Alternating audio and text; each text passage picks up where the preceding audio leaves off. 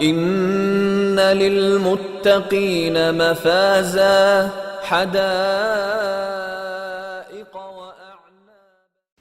السلام علیکم ورحمۃ اللہ وبرکاتہ، نحمدہ ونصلی علی رسولہ الکریم، اما بعد فاعوذ باللہ من الشیطان الرجیم، بسم اللہ الرحمن الرحیم. رب اشرح لی صدری ویسر لی امری واحلل عقدۃ من لسانی یفقہوا قولی رب زدنی علما، آمین یا رب العالمین. آج ہم انشاءاللہ سورۃ الاعراف آیات دیکھیں گے 11 سے 25. فرمایا وَلَقَدْ خَلَقْنَاكُمْ ثُمَّ صَوَّرْنَاكُمْ، اور البتہ تحقیق پیدا کیا ہم نے تم کو، پھر صورت بنائی ہم نے تمہاری. ثُمَّ قُلْنَا لِلْمَلَائِكَةِ اسْجُدُوا لِآدَمَ، پھر کہا ہم نے فرشتوں کو کہ سجدہ کرو آدم کو. دو چیزیں ہیں یہاں پر، ایک تو یہ کہ اللہ تعالیٰ کے لیے بھی جمع کا صیغہ استعمال ہوا ہے، اور آدم علیہ السلام یہاں پہ مراد ہیں، کیونکہ فرشتوں کو حکم دیا پیدا کرنے کے بعد کہ آدم علیہ السلام کو سجدہ کریں. تو آدم علیہ السلام کے لیے بھی، یعنی یہاں پہ جو خلقناکم صورناکم، تو کم سے مراد ہے آدم علیہ السلام، لیکن کم بھی جمع کا صیغہ ہے. تو اللہ تعالیٰ کے لیے جمع کا صیغہ کب آتا ہے؟ تعظیم کے لیے، یعنی اس کو ہم کہتے ہیں رائل وی ہے، ٹھیک ہے. اللہ تعالیٰ جب اپنے لیے ہم کا ورڈ استعمال کرتے ہیں تو تعظیم ہے اس میں. اور آدم علیہ السلام کے لیے کم کا ورڈ کیوں آیا، تو اس کے بارے میں مختلف رائے موجود ہیں. ایک تو یہی کہ آدم علیہ السلام کے لیے بھی تعظیم کے لیے یہ صیغہ استعمال کیا گیا. دوسرا یہ مفسرین کہتے ہیں کہ چونکہ اللہ تعالیٰ نے آدم علیہ السلام کو اپنے ہاتھ سے بنایا اور آدم علیہ السلام ہی سبب ہیں پھر تمام نسل انسانی کے وجود میں آنے کا، یعنی ابو البشر ہیں، تو آدم علیہ السلام کے ساتھ سب انسان اس میں شامل ہو رہے ہیں. یعنی کم سے مراد صرف آدم علیہ السلام نہیں بلکہ ساتھ میں باقی سب بھی شامل ہو رہے ہیں. تیسری رائے یہ ہے کہ قرآن پاک کی مختلف آیات جو ہیں وہ مختلف جگہوں پہ انسان کی تخلیق کے مختلف مراحل کو مختلف طرح سے بیان کرتی ہیں. یعنی انسان کس طرح سے اللہ تعالیٰ نے انسان کی تخلیق کی، تو کس طرح سے یہ مختلف جگہوں پہ مختلف طرح سے بیان کیا گیا. جیسے ایک جگہ پہ ذکر آتا ہے کہ انسان کو مٹی سے پیدا کیا، پھر یہ بھی آتا ہے کہ مٹی اور پانی سے پیدا کیا. ایک جگہ پہ ہے کہ گاڑے سے پیدا کیا، یعنی گیلی مٹی سے پیدا کیا، گیلی مٹی کا ذکر بھی آتا ہے. اور بہت سے مقامات پہ ہم یہ بھی دیکھتے ہیں کہ اللہ تعالیٰ فرماتے ہیں کہ ایک نطفے سے پیدا کیا. تو سٹیپ بائی سٹیپ ذکر ملتا ہے مختلف مراحل کا. اس بات کو دلیل بناتے ہوئے مفسرین کا کہنا ہے کہ ہو سکتا ہے کہ یہاں جو جمع کا صیغہ لایا گیا ہے تو یہ بھی کسی حد تک انسان کے ارتقائی عمل کی طرف ہی اشارہ ہو. تو بہرحال اللہ تعالیٰ نے آدم علیہ السلام کی تخلیق کر کے پھر فرشتوں کو حکم دیا کہ آدم علیہ السلام کو سجدہ کرو. فَسَجَدُوا إِلَّا إِبْلِيسَ، تو ان سب نے سجدہ کیا سوائے ابلیس کے. ہم سورۃ البقرہ میں بھی ڈیٹیل میں یہ پڑھائے ہیں، آدم علیہ السلام کا قصہ وہاں پہ بھی گزر چکا، اور ہم دیکھیں گے کہ قرآن پاک میں مختلف جگہوں پر یہ قصہ آتا ہے تھوڑی سی تبدیلی کے ساتھ، یعنی مختلف طرح سے بیان کیا گیا ہے ہر جگہ پر.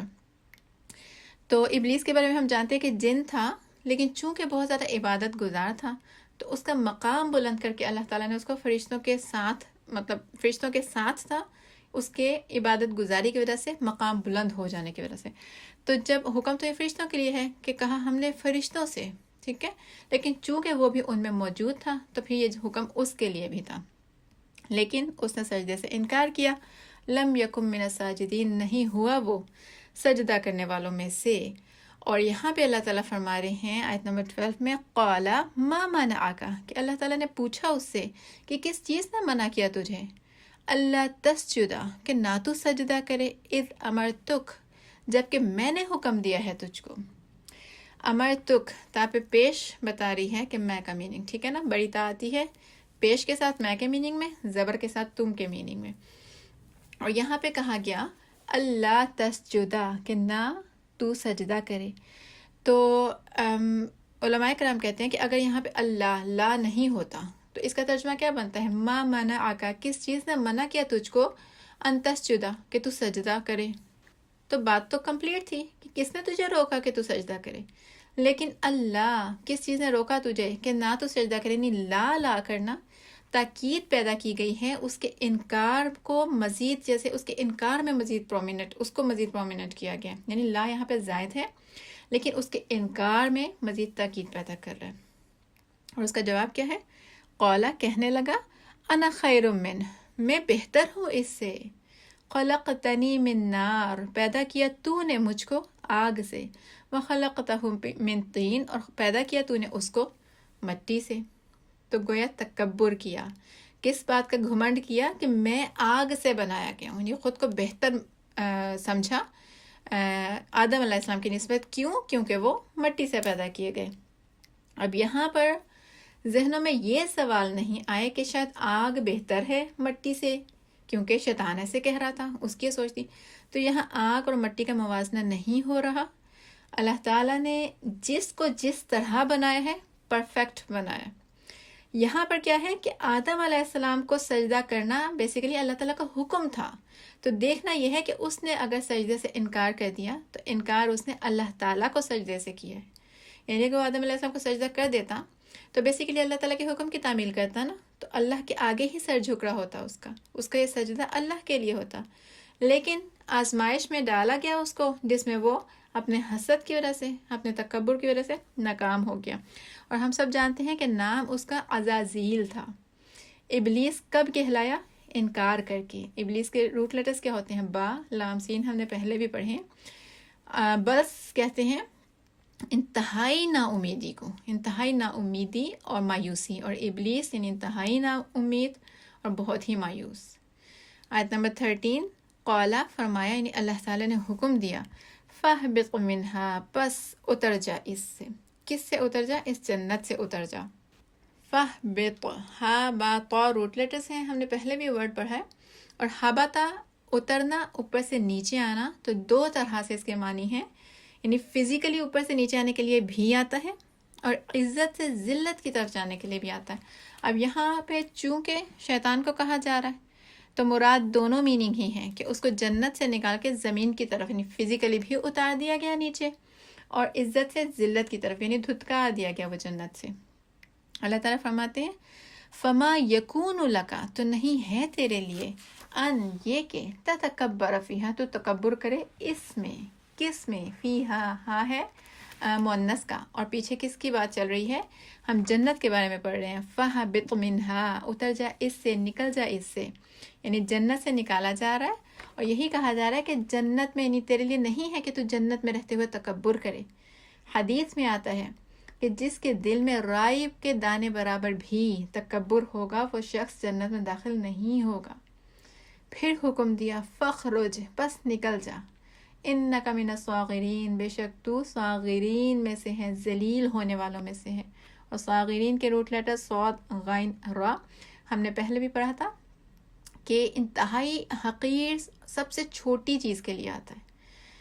تو فرمایا نکل جا، اور بے شک تو ہے ذلیل و خوار ہونے والوں میں سے۔ آیت نمبر 14، قالا کہنے لگا، یعنی ابلیس، انظرنی مہلت دے دے مجھ کو، الی یوم یبعثون، اس دن تک جب کہ لوگ اٹھائے جائیں گے، پھر سے اٹھائے جائیں گے، یعنی قبروں سے اٹھائے جائیں گے۔ تو مراد ہے کہ یوم قیامت تک کے لیے مجھے مہلت دے دے، اور یہ مہلت کیوں مانگ رہا ہے؟ اپنی منمانی کرنے کے لیے۔ اور اس کا یہاں پہ یعنی یہ بھی پتہ چل رہا ہے کہ اس کے تکبر کی انتہا ادھر سے بھی پتہ چل رہی ہے کہ مہلت وہ اللہ تعالیٰ سے مانگ رہا ہے، جانتا ہے کہ اختیار اللہ تعالیٰ کا ہی ہے، لیکن اپنے حسد میں اور اپنے تکبر میں اندھا ہو چکا ہے۔ آیت نمبر 15، قالا فرمایا انک من المنظرین، بے شک ہے تو مہلت دیے جانے والوں میں سے۔ تو گویا اللہ تعالیٰ نے اس کو مہلت دے دی۔ اب اللہ تعالیٰ کا اختیار ہے، اللہ تعالیٰ چاہتے تو مہلت نہیں دیتے، لیکن ایسا کیوں کیا گیا؟ اللہ تعالیٰ کے ہر فیصلے میں حکمت ہے۔ اس نے دنیا میں اچھے اور برے کو چھانٹنا تھا، اس نے لوگوں پر حجت تمام کرنی تھی، تو ابلیس کی درخواست قبول کر لی گئی۔ آیت نمبر 16، قالا کہنے لگا فبما اغویتنی، بس بوجہ اس کے کہ تو نے گمراہ کر دیا مجھ کو، اغویتنی گمراہ کر دیا تو نے مجھ کو۔ اس کی ہٹ درمی کی انتہا ہے، اللہ تعالیٰ کو الزام دے رہا ہے۔ اغوی روٹ لیٹرز ہیں اس کے غائن، واو، یا۔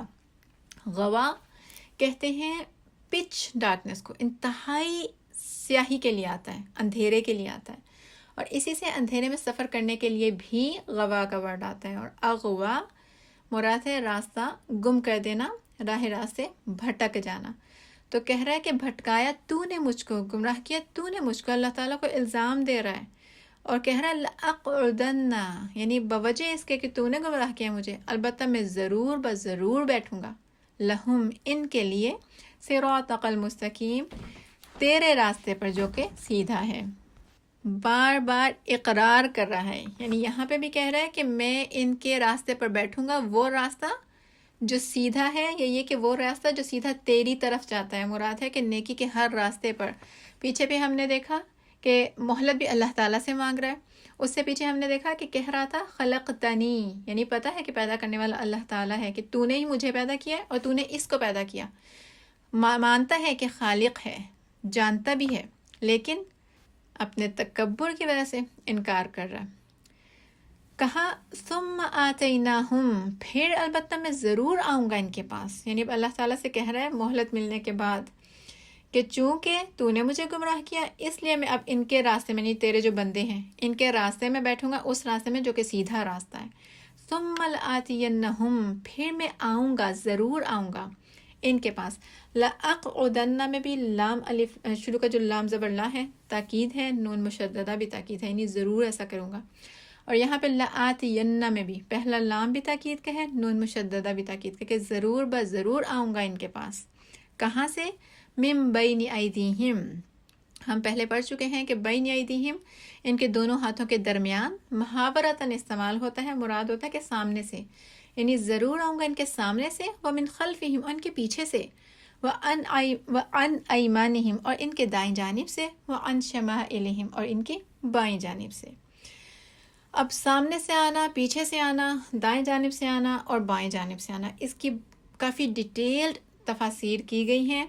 مختصراً چند ایک پوائنٹس کے ساتھ اگر بتاؤں تو اس طرح سے کہ سامنے سے آؤں گا تو اس کا ایک میننگ تو یہ کیا گیا ہے کہ دنیا خوبصورت بنا کے دکھاؤں گا، یعنی جو چیز ان کے آگے ہے دنیا، وہ ان کے لیے خوبصورت بنا دوں گا۔ اسی طرح سے اولاد انسان کی وہ اس کے آگے ہوتی ہے، ٹھیک ہے نا، اس کے بعد میں آنے والی ہے، سو اولاد کے ذریعے اس کو بہکاؤں گا۔ اور اسی سے مراد آخرت کے بارے میں شک بھی لیا گیا ہے، یعنی سامنے کی بات ہے تو وہ جو ابھی آنا ہے، تو آخرت بھی مراد لی گئی، یعنی ایک تفسیر کی گئی ہے کہ دنیا، اور ایک تفسیر اس کی گئی کہ آخرت کے بارے میں اس کو شک میں رکھوں گا۔ اور ومن خلفہم، اس کے پیچھے سے آؤں گا، تو اس سے مراد ایک تو لیا گیا ہے کہ آخرت کو بھلا دوں گا، یعنی کہ بعد میں آنے والی، اس کا مطلب کیا گیا ہے بعد میں کیا آنے والی ہے، آخرت آنے والی ہے، اسے بھلا دوں گا۔ اور اس کے علاوہ اگر من بین ایدیہم اولاد کیا گیا ہے تو اس کے مقابلے میں خلفہم سے مراد کیا گیا ہے کہ خاندان والے، بڑے بوڑھے، ان کے ذریعے رکاوٹیں ڈالوں گا، ان کے ذریعے اس کو پھسلاؤں گا، اس کو بہکاؤں گا۔ اور تیسری تفسیر کہ دنیا کی رغبت، یعنی پیچھے رہ جانے والی چیز مراد لی گئی ہے کہ دنیا میں اس کو گم کر دوں گا، دنیا کی رغبت دلاؤں گا۔ وعن ایمانہم، اور اس کے دائیں جانب سے، تو دائیں جانب سے تفسیر کی گئی ہے کہ نیکیوں میں رکاوٹیں ڈالوں گا، یعنی اس کی نیکیاں ضائع کرا دوں گا۔ اور نیکیاں کس طرح سے ضائع ہوتی ہیں؟ نیکی کر کے تکبر کرنا، نیکی کر کے جتلانا، ریاکاری یعنی نیکی اللہ کے لیے خالص ہی نہ ہونا بلکہ اس میں ریاکاری کا عنصر شامل ہو جانا، ٹھیک ہے، تو یہ سب کام ہے نیکیوں کو ضائع کر دینے والے، اور یہ مراد ہے کہ دائیں جانب سے آؤں گا۔ پھر بائیں جانب سے تو یہ کہ برائیوں کو خوبصورت خوشنما بنا کے دکھاؤں گا، یعنی ان میں ان کے لیے اٹریکشن پیدا کر دوں گا، جو دنیا کے وقتی فائدے ہیں وہ خوبصورت بنا کے دکھاؤں گا۔ اور اس کے علاوہ سامنے اور دائیں جانب ان دونوں سے مراد یہ بھی لیا گیا ہے کہ جہاں تک وہ دیکھتے ہوں گے وہاں سے ان کو گمراہ کروں گا، وہاں سے ان کے پاس آؤں گا۔ اور خلفہم اور شمائلہم، یعنی پیچھے سے اور بائیں جانب سے آؤں گا، تو اس کا معنی پھر اس کے مقابلے میں کیا گیا کہ جہاں تک یہ نہیں دیکھتے، یعنی جہاں یہ دیکھتے ہیں ادھر سے بھی بہکاؤں گا، جہاں یہ نہیں دیکھتے ادھر سے بھی بہکاؤں گا۔ مفسرین کہتے ہیں کہ شیطان نے 4 اطراف کا ذکر کیا ہے، ٹھیک ہے نا، سامنے، پیچھے، دائیں بائیں، تو 4 اطراف کا ذکر اس لیے کیا ہے، ایک ریزن وہ دیتے ہیں کہ چونکہ نارملی کوئی حملہ آور جب حملہ کرتا ہے کسی پہ تو یہی 4 اطراف ہیں جہاں سے حملہ کیا جاتا ہے۔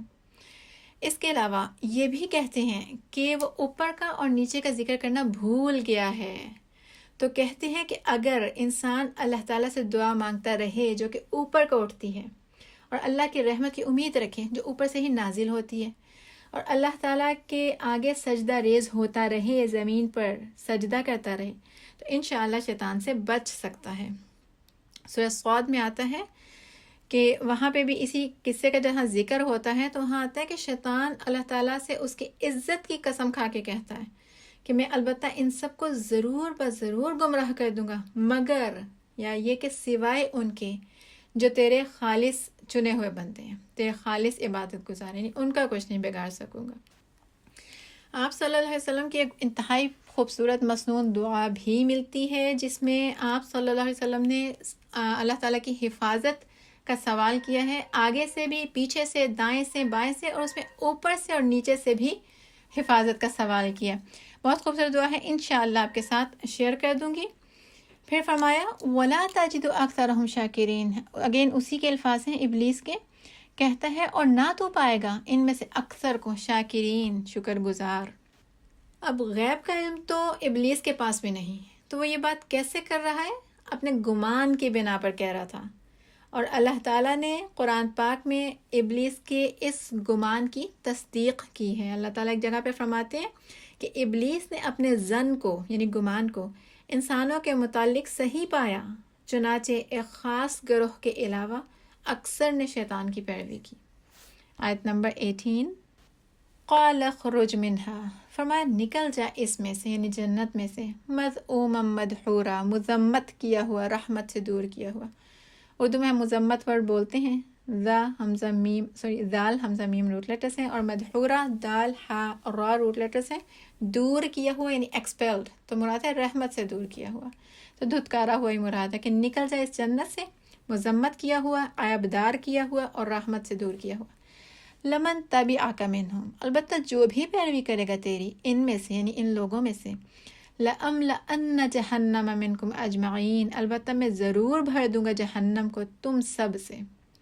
آیت نمبر 19، وَيَا آدَمُ اسْكُنْ أَنْتَ وَزَوْجُكَ الْجَنَّةَ، اور اے آدم رہو تم اور تمہاری بیوی جنت میں، فَكُلَا مِنْ حَيْثُ شِئْتُمَا، پس تم دونوں کھاؤ جہاں کہیں سے بھی تم دونوں چاہو، وَلَا تَقْرَبَا هَٰذِهِ الشَّجَرَةَ، اور نہ تم دونوں قریب جانا اس درخت کے، فَتَكُونَا مِنَ الظَّالِمِينَ، ورنہ تم دونوں ہو جاؤ گے ظلم کرنے والوں میں سے۔ اب اس میں کلا الف تثنیہ کا صیغہ، شئتما کا تما، تم دونوں تثنیہ کا صیغہ، تقربا میں جو بات کا الف ہے تثنیہ کا صیغہ، فتکونا تو الف ہے تثنیہ کا صیغہ، ٹھیک ہے کہ دو کے لیے بات ہو رہی ہے۔ اور ہم یہ پیچھے پڑھ چکے ہیں کہ پھر اللہ تعالیٰ نے حضرت آدم علیہ السلام کو اور اما حوا کو جنت میں رہنے کی اجازت دی، اور صرف ایک درخت کے پاس جانے سے منع کیا، اس کا پھل کھانے سے منع کیا کہ یہ تم نے نہیں کھانا ورنہ تم ظالموں میں سے ہو جاؤ گے۔ اور ہوا کیا؟ آیت نمبر 20، فوسوس لہما الشیطان، پس وسوسہ ڈال دیا ان دونوں کے لیے شیطان نے، ہما تثنیہ کا صیغہ۔ وسوسہ کہتے ہیں خاموش آواز کو، یعنی دل کی بات کو، دل کے خیال کو بھی کہتے ہیں، ہلکی سی آہٹ کو کہتے ہیں، سرسراہٹ کو کہتے ہیں۔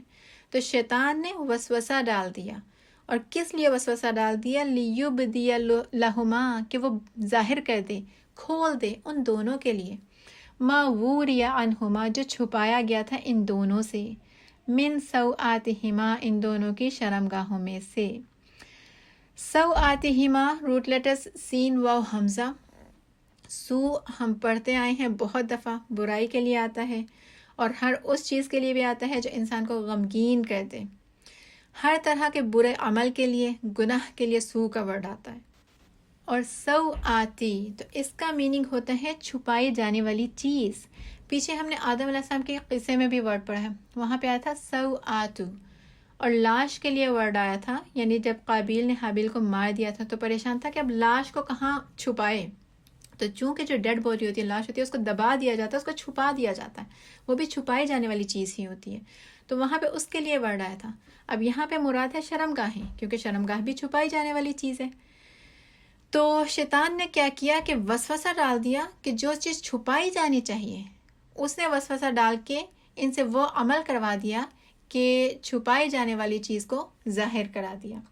اب چونکہ اللہ تعالیٰ نے حکم دیا تھا کہ اس درخت کے پاس نہیں جانا، اس درخت کے پھل کھانے سے منع کیا تھا، تو ہوا کیا کہ اس نے وسوسہ ڈالا اور انہوں نے اس درخت کا پھل چکھ لیا جس سے ان کی شرمگاہیں ظاہر ہو گئیں۔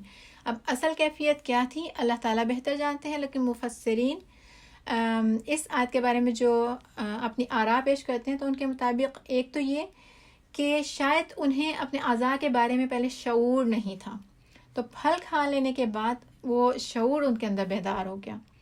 دوسرا اس طرح سے بھی اس کی تفسیر کی جاتی ہے کہ شاید انہیں جنت کا لباس دیا گیا تھا لیکن یہ پھل کھانے کے بعد وہ لباس اتر گیا۔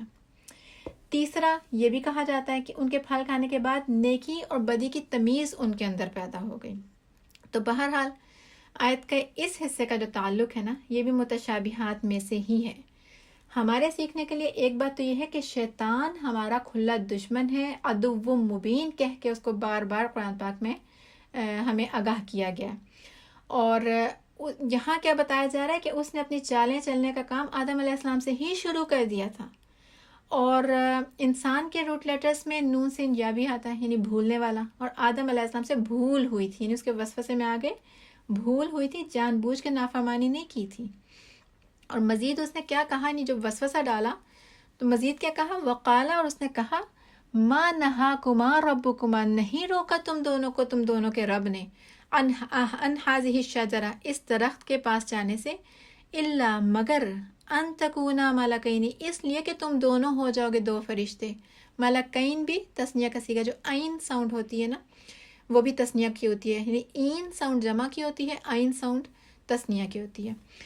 تو کیا کہا ان کو کہ تمہارے رب نے تمہیں اس درخت کے پاس جانے سے اس لیے روکا ہے کہ کہیں تم دو فرشتے نہ بن جاؤ، یعنی اس کے پھل کھانے سے تم دو فرشتے بن جاؤ گے، او تکونا من الخالدین، یا تم دونوں ہو جاؤ گے ہمیشہ ہمیشہ رہنے والے۔ آیت نمبر 21، وقاسمہما، اور اس نے قسمیں کھائیں ان دونوں سے، انی لکما لمن الناصحین، کہ بے شک میں تم دونوں کے لیے البتہ خیر خواہ ہوں، یعنی قسمیں کھا کھا کر ان دونوں کو یقین دلایا تھا کہ میں تمہارا خیر خواہ ہوں۔ اب کیا وہ فزیکلی ان کے پاس کیا تھا، تو اس کے بارے میں بھی کچھ واضح نہیں ہے، مگر وسوسے کا لفظ ہمیں ملتا ہے، اور وسوسہ ہم جانتے ہیں کہ خیال ہی ہوتا ہے، ٹھیک ہے، تو جس سے یہ سمجھا جا سکتا ہے کہ جیسے شیطان آج ہماری نگاہوں سے تو اوجھل ہے، ہمیں نظر نہیں آتا، اسی طرح حضرت آدم علیہ السلام اور اماں حوا کی نظر سے بھی اوجھل ہی تھا، لیکن ان کے دل میں یقین کی حد تک کے وسوسے ڈال دیے تھے۔ آیت نمبر 22، فَدَلَّاهُمَا بِغُرُورٍ، پس اس نے کھینچ لیا ان دونوں کو ساتھ دھوکے کے۔ فَدَلَّاهُمَا، روٹ لیٹرز دال لام لام، دلیل کے بھی یہی روٹ لیٹرز ہیں، یعنی اس نے دلائل کے ساتھ ان کو کھینچ لیا، دھوکے میں ڈال دیا، مائل کر لیا اپنی طرف دھوکے کے ساتھ۔ فلما، پھر جب، ذاقا، اب ذاقا میں بھی الف تثنیہ کا صیغہ، دونوں نے چکھ لیا، الشجرہ، اس درخت کو، یعنی کہ اس کے پھل کو، بدت لہما سوآتہما، تو ظاہر ہو گئی ان دونوں کے لیے ان کی شرمگاہیں، وطفقا یخصفان، اور وہ دونوں چپکانے لگے یا جوڑ جوڑ کر رکھنے لگے، علیہما، اپنے اوپر، من ورق الجنہ، جنت کے پتوں میں سے، یعنی جنت کے جو درخت تھے اس کے پتے جوڑ کر اپنے اوپر چپکانے لگے۔ اب یہاں سے بھی سیکھنے کی باتیں بہت سی ہیں۔ پہلی بات یہ ہے کہ حیا اور ستر کا ڈھانپنا انسان کے فطرت میں داخل ہے۔ اللہ تعالیٰ نے تو انہیں کچھ نہیں بتایا، بس منع کیا تھا، لیکن شعور بیدار ہوا یا جو بھی ہوا، جب ظاہر ہو گئی آپس میں شرمگاہیں تو دونوں اس کو ڈھانپنے لگے، یعنی فطری طور پہ یہ اندر رکھا گیا ہے۔ دوسرا یہ کہ اس سے اس نظریے کی بھی تردید ہوتی ہے جو کہتے ہیں کہ انسان کی ابتدا میں انسان جو ہے وہ بغیر لباس کے ہی رہتا تھا، پھر جیسے جیسے ترقی کرتا رہا تو پھر اس نے بدن ڈھانپنا بھی سیکھ لیا، تو قرآن پاک اس بات کی بھی تردید کر رہا ہے یہاں پہ۔ پھر فرمایا وَنَادَاهُمَا رَبُّهُمَا، تو پکارا ان دونوں کو، ان دونوں کے رب نے، أَلَمْ أَنْهَكُمَا، کیا نہیں میں نے روکا تھا تم دونوں کو، أَنْ تِلْكُمَا الشَّجَرَةَ، اس درخت سے، وَأَقُلْ لَكُمَا، اور کیا نہیں کہا تھا میں نے تم دونوں کو، إِنَّ الشَّيْطَانَ لَكُمَا عَدُوٌّ مُّبِينٌ، کہ بے شک شیطان تم دونوں کے لیے دشمن ہے کھلم کھلا۔ قالا، ان دونوں نے کہا، ربنا ظلمنا انفسنا، اے ہمارے رب ظلم کیا ہم نے اپنی جانوں پر، وَإِن لَّمْ تَغْفِرْ لَنَا وَتَرْحَمْنَا لَنَكُونَنَّ مِنَ الْخَاسِرِينَ، اور اگر نہ تو نے بخشا ہمیں اور نہ تو نے رحم کیا ہم پر، البتہ ہم ضرور ہو جائیں گے خسارہ پانے والوں میں سے۔ سورۃ البقرہ میں ہم نے پڑھا تھا اسی قصے میں کہ اللہ تعالیٰ نے وہاں فرمایا تھا فَتَلَقَّىٰ آدَمُ مِن رَبِّهِ کَلِمَاتٍ، کہ پس سیکھ لیا آدم علیہ السلام نے اپنے رب سے کچھ کلمات، فَتَابَ عَلَيْهِ، تو وہ مہربان ہو گیا اس پر۔ تو گویا یہ سب سے پہلی دعا ہے جس کا ذکر آیا کہ آدم علیہ السلام کو سکھائی گئی، جس سے یہ بھی پتہ چل رہا ہے کہ جو پہلی دعا آدم علیہ السلام کو سکھائی گئی وہ استغفار ہے، جس سے ہمیں استغفار کی اہمیت بھی پتہ چل رہی ہے۔ اور اس سارے قصے میں ایک اور اہم بات یہ بھی ہے کہ اس پورے قصے میں ہمیں کہیں پہ بھی یہ ذکر نہیں ملتا کہ اللہ تعالیٰ نے کہ وہ شیطان نے سب سے پہلے اماں حوا کے دل میں وسوسہ ڈالا تھا۔ جہاں بھی ذکر آ رہا ہے دونوں کا ذکر آ رہا ہے کہ شیطان نے دونوں کو وسوسہ ڈالا۔ البقرہ میں بھی ہم نے پڑھا تھا فَأَزَلَّهُمَا، تو اس نے پھسلا دیا ان دونوں کو۔ یہاں پہ کہا فَدَلَّهُمَا، پس اس نے کھینچ لیا ان دونوں کو۔ اور مزید ہمارے سیکھنے کے لیے یہ بھی کہ شیطان نے غلطی کی تو ڈٹ گیا اپنی غلطی پہ، یعنی غلطی کر کے اس پہ اصرار کیا، ضد پہ اڑ گیا، توبہ نہیں کی، اور اللہ تعالیٰ کو الٹا قصوروار ٹھہرایا اس نے۔ جبکہ آدم علیہ السلام کا ہم رویہ دیکھتے ہیں کہ اگر بھول ہو گئی ان سے تو فوراً استغفار کر رہے ہیں، اور اس سے ہمیں خود کو چیک کرنے کے لیے نا ایک کرائٹیریا بھی مل رہا ہے، ایک معیار مل رہا ہے کہ اگر غلطی کر کے بھی ہمیں پچھتاوا نہیں ہوتا نا، بلکہ اس طرح کے جملے ہم بول دیں جو عام سننے میں ملتے ہیں کہ میری قسمت میں اگر ایسا لکھا تھا تو پھر میرا کیا قصور، تو یہ شیطانی رویہ ہے، میرا کیا قصور، تو پھر ہم کس کو بلیم کر رہے ہیں، کس نے قسمت میں لکھا ہے آپ کی، یہ شیطانی رویہ۔ جبکہ جھک جانا عاجزی کی علامت اور عین عبادت ہے۔ یہ بات بھی پتہ چلتی ہے یہاں پہ کہ جب اللہ تعالیٰ ناراض ہوتا ہے نا تو جو چیز ہم چھپانا چاہ رہے ہوتے ہیں وہ ظاہر ہو جاتی ہے، یعنی حق واضح ہو جاتا ہے۔ اسے ہم بہت سے ڈیفرنٹ اینگل سے سمجھ سکتے ہیں اس بات کو، یعنی مختلف طرح سے اس کے میننگ سمجھ سکتے ہیں۔ اللہ تعالیٰ نے یہاں پہ مثال دی ہے لباس کی، یعنی جب مہلت ختم ہو جاتی ہے تو پھر حق واضح ہو جاتا ہے، سچ سامنے ہو جاتا ہے۔ اللہ تعالیٰ لباس کے اترنے کا تذکرہ کر رہے ہیں یہاں پر، تو اس سے ہم سمجھ جائیں کہ آج وہ بہنیں جن کو پراپر لباس پہننے کی توفیق نہیں مل رہی نا، یا یہ کہ اپنا سطر اللہ کے حکم کے مطابق ڈھانپنے کی توفیق نہیں مل رہی، تو ان پر یہ اللہ تعالیٰ کا غضب ہی ہے، اللہ تعالیٰ ان سے ناراض ہے۔ اور اللہ تعالیٰ کو منانے کا طریقہ بہت آسان ہے، سچے دل سے توبہ، زندگی میں توبہ، اپنے شرائط کے ساتھ توبہ، استغفار، اور دوبارہ نہ کرنے کا پکا ارادہ اور اپنی اصلاح۔ آیت نمبر 24، قَالَ اهْبِطُوا بَعْضُكُمْ لِبَعْضٍ عَدُوٌّ، فرمایا اتر جاؤ، تم میں سے بعض کے لیے دشمن ہیں۔ اب یہ کس سے کہا جا رہا ہے؟ چونکہ حضرت آدم اور اماں حوا سے کہا جا رہا ہے، تو یہاں پہ اہبطوا سے مراد فزیکلی اتر جانا، ٹھیک ہے، جمع کا صیغہ بھی ہے، اس سے بھی پتہ چل رہا ہے کہ اب ان سے بات ہو رہی ہے۔ اور فزیکلی اتر جانا مراد ہے کہ جنت سے زمین کی طرف اتار دیے گئے، تم میں سے بعض کے لیے دشمن ہیں، یعنی بار بار اللہ تعالیٰ آگاہ کر رہے ہیں۔ فرمایا وَلَكُمْ فِي الْأَرْضِ مُسْتَقَرٌّ، اور تمہارے لیے زمین میں قرار پکڑنا ہے، یعنی زمین میں جائے قرار ہے، زمین میں رہنا ہے، ٹھہرنا ہے۔ وَمَتَاعٌ إِلَىٰ حِينٍ، اور فائدہ اٹھانا ہے ایک وقت تک، ایک مقرر مدت تک۔ قال، فرمایا فِيهَا تَحْيَوْنَ وَفِيهَا تَمُوتُونَ وَمِنْهَا تُخْرَجُونَ، اور اسی میں تم جیو گے اور اسی میں تم مرو گے اور اسی میں سے تم سب نکالے جاؤ گے۔ سبحانک اللہم وبحمدک، نشہد ان لا الہ الا انت، نستغفرک ونتوب الیک۔ السلام علیکم ورحمۃ اللہ وبرکاتہ۔